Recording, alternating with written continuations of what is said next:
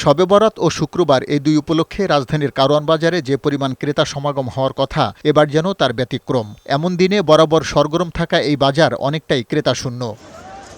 বাজার ঘুরে দেখা গেছে রমজান সামনে রেখে ছোট বড় সব দোকানেই পণ্যের বাড়তি মজুদ রয়েছে। রোজায় বিশেষ চাহিদা থাকা ছোলা, চিনি ও ডালের সংকট নেই বলে জানান ক্রেতা বিক্রেতারা। ছোলার দাম গত সপ্তাহের তুলনায় এই সপ্তাহে আপনার কেজিতে 20 টাকা কমে গেছে। ছোলা, চিনি এগুলো অনেক সরবরাহ আছে। ডাল ডুলের দাম আগেছে কমছে। রোজার আরেক আবশ্যকীয় পণ্য খেজুরের পর্যাপ্ত যোগান থাকলেও দাম বাড়তি। বিক্রেতারা জানান আমদানি শুল্ক কমলেও দাম কমেনি। ট্যাক্স কমছে কিন্তু দাম কমে না। গত রমজানে ট্যাক্স বাড়তি ছিল, দাম যেরকম আছে এখনো দাম এরকমই। একটা 800 টাকা লেভেলে থাকে আর একটা 900-950 এই লেভেলে থাকে, এটি এরকমই আছে এখন। কয়েক মাস ধরে চলা তেলের সংকট এখন আরও বেড়েছে।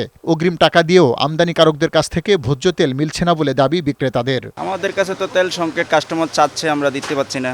ন্যূনতম 5-6 কার্টন তেল আমাদের লাগে, কিন্তু সেখানে আমরা 1 কার্টনও পাই না, আবার মাঝে মাঝে 2-3 কার্টনও পাই।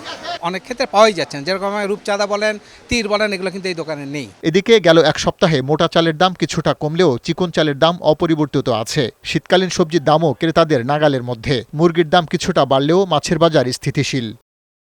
পার্থ রহমান, বৈশাখী সংবাদ, ঢাকা।